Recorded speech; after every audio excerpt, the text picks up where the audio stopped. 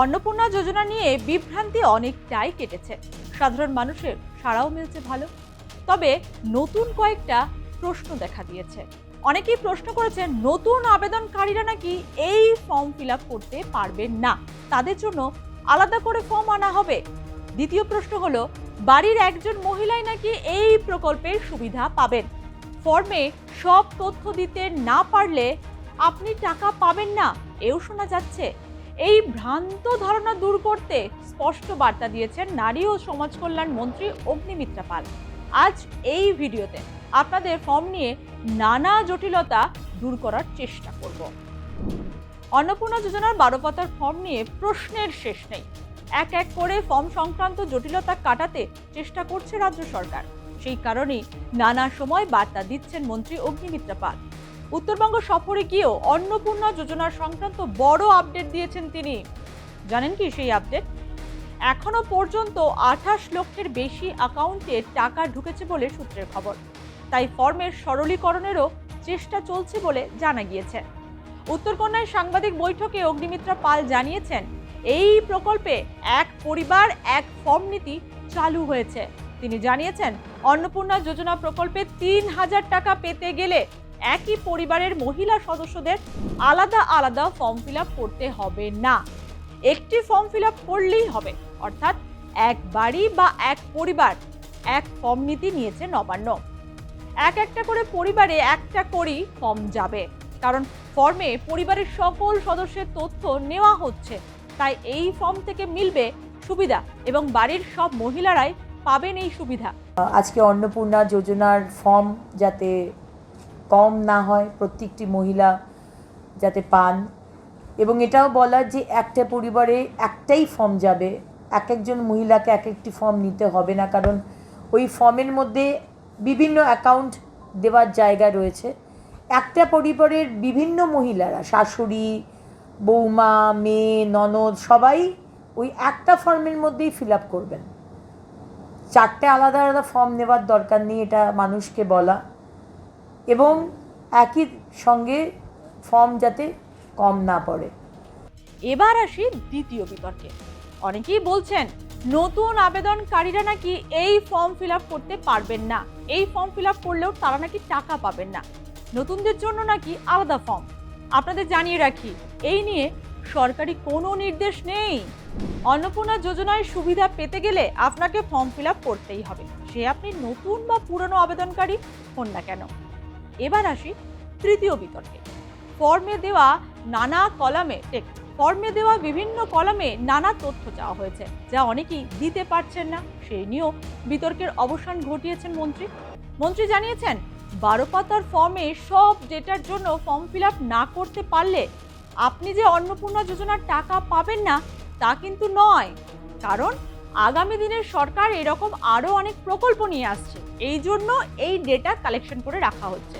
তিনি আরো বলেন যতটা সম্ভব ফর্ম ফিল আপ করুন, বাকিটা নাকি তারা দেখে নেবেন। তবে এত কিছুর পরেও কিন্তু সরকারি সূত্রে খবর, প্রকল্পের স্বচ্ছতা আনতে ডেটা ভেরিফিকেশন অবশ্যই হবে। রাজ্যের মুখ্য সচিব মনোজ আগরওয়াল জানিয়েছেন ডেটা ভেরিফিকেশনে জোর দেওয়া হচ্ছে। তিনি আরো বলেছেন ফর্মে দেওয়া সমস্ত ডেটা পরীক্ষার পরই দেওয়া হবে প্রকল্পের টাকা। এটা আপনাদের জানিয়ে রাখি, ভুল তথ্য দিলে কিন্তু ফর্ম বাতিল হতে পারে। 5, 6 ও 7 নম্বর পৃষ্ঠায় আয় আর পেশা সংক্রান্ত তথ্য চাওয়া হয়েছে। ফর্মে আয় সংক্রান্ত তথ্যে ভুল থাকলে সরাসরি বাতিল করা হবে আবেদন। আবেদনকারীকে ব্ল্যাকলিস্টও করে দেওয়া হতে পারে। আবেদনকারীকে আয়ের ক্ষেত্রে সঠিক তথ্য দেওয়া বাধ্যতামূলক।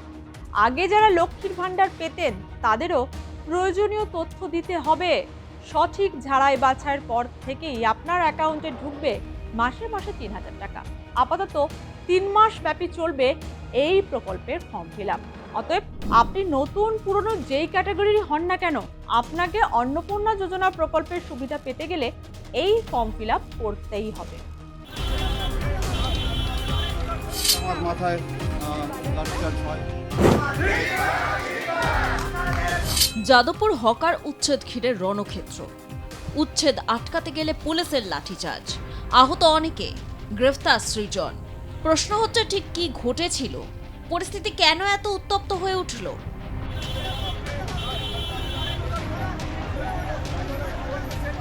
রবিবার গভীর রাতে যাদবপুর স্টেশন চত্বরে ব্যাপক হকার উচ্ছেদ অভিযান চালায় রেল কর্তৃপক্ষ। স্টেশন সংলগ্ন একাধিক বেআইনি দোকান ও নির্মাণ বুলডোজার দিয়ে ভেঙে ফেলা হয়।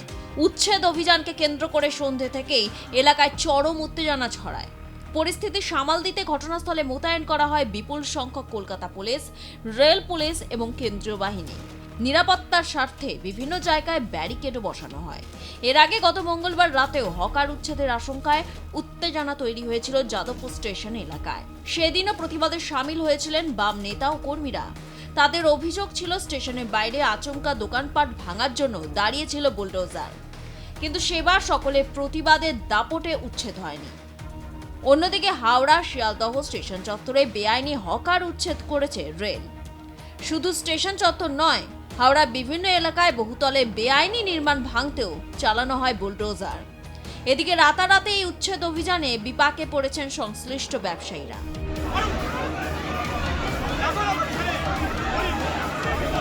উচ্ছেদের বিরুদ্ধে বাম ও কংগ্রেস কর্মী সমর্থকেরা যৌথভাবে প্রতিবাদে সামিল হন। স্থানীয় বাসিন্দাদের একাংশ বিক্ষোভে অংশ নেন। অভিযানের সময় সিপিএম নেতা সৃজন ভট্টাচার্য সহ মোট 6 জনকে গ্রেফতার করা হয়। সুজন চক্রবর্তী ও জয়রাজ ভট্টাচার্যের শারীরিক অবস্থার অবনতি হওয়ায় তাদের স্থানীয় কেপিসি হাসপাতালে নিয়ে যাওয়া হয় এবং সিটি স্ক্যান করানো হয়। প্রায় 15 জন কেপিসি হাসপাতালে চিকিৎসাধীন অবস্থায় ভর্তি রয়েছেন। সুজন চক্রবর্তী মাথায় গুরুতর আঘাত থাকার জন্য যাবতীয় পরীক্ষা করা হচ্ছে। সেলাই করা হয়েছে বহু আক্রান্তে। ঘটনাস্থলে উপস্থিত কয়েকজন সাংবাদিকও পুলিশের লাঠির ঘায়ে আহত হয়েছেন বলে অভিযোগ। পুলিশ ভ্যানে তুলে নিয়ে যাওয়ার সময় সৃজন অভিযোগ করেন, আদালত ও আইনকে উপেক্ষা করে রেল এই উচ্ছেদ অভিযান চালাচ্ছে। তার দাবি, তাকে বেআইনিভাবে আটক করা হয়েছে। আমার মাথায় লাঠিচার্জ হয় এবং মাথাটা ফেটেছে। গ্রেফতার ও লাঠিচার্জের পাল্টা রাত থেকে যাদবপুর বিশ্ববিদ্যালয়ের 4 নম্বর গেটের সামনে অবস্থান বিক্ষোভ শুরু করে এসএফআই সহ বাম নেতৃত্ব।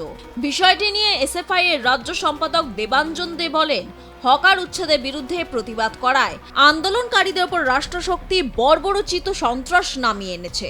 এসএফআই এর সাধারণ সম্পাদক সৃজন ভট্টাচার্য সহ অন্যান্য প্রতিবাদীদের গ্রেফতার করা হয়েছে।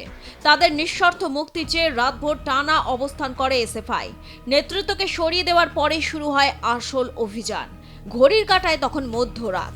তীব্র আলো জ্বালিয়ে একের পর এক অবৈধ নির্মাণ ভাঙতে ভাঙতে এগিয়ে যায় রেলের বুলডোজার। রুজি রুটির শেষ আশ্রয়টুকু চোখের সামনে মাটিতে মিশে যেতে দেখেন বহু ব্যবসায়ী। মাত্র 1 ঘন্টার মধ্যে পুরো এলাকা ফাঁকা করে দেয় রেল কর্তৃপক্ষ।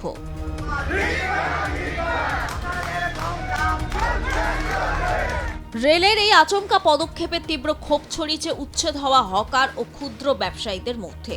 পুনর্বাসন ছাড়া রাতারাতি এমন উচ্ছেদে তাদের সংসার কি করে চলবে সেই প্রশ্ন তুলছেন। যদিও রেল ও প্রশাসনের অন্য অংশের দাবি, সরকারি জমি জবরদখল করে রাখা আইনত অপরাধ, তাই এই পদক্ষেপ সম্পূর্ণ বৈধ। উচ্ছেদ সম্পন্ন হলেও সোমবার সকাল থেকে থমথমে যাদবপুর স্টেশন চত্বর। নতুন করে অশান্তি এড়াতে এলাকায় এখনো মোতায়েন রয়েছে বিশাল পুলিশ বাহিনী।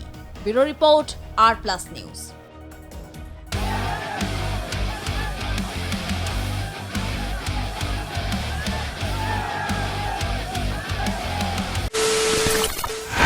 খবরের নামে প্রতিদিন সন্ধে আপনার ড্রয়িং রুমে কি শুধুই চিৎকার চেঁচামেচি খেয়ে আসে? বিতর্কের নামে চলে গালাগালি আর কাদা ছোড়াছুড়ি। এবার সময় পরিবর্তনের,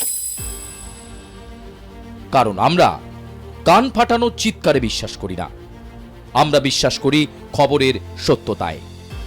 আমরা কোনো পক্ষের হয়ে গলা ফাটাই না, আমরা সাধারণ মানুষের হয়ে প্রশ্ন তুলি। চিৎকার নয়, শুধু খবর হবে যেখানে বিতর্ক আছে কিন্তু কুৎসিত ঝগড়া নেই। সঠিক তথ্য, বিশ্বস্ত খবর।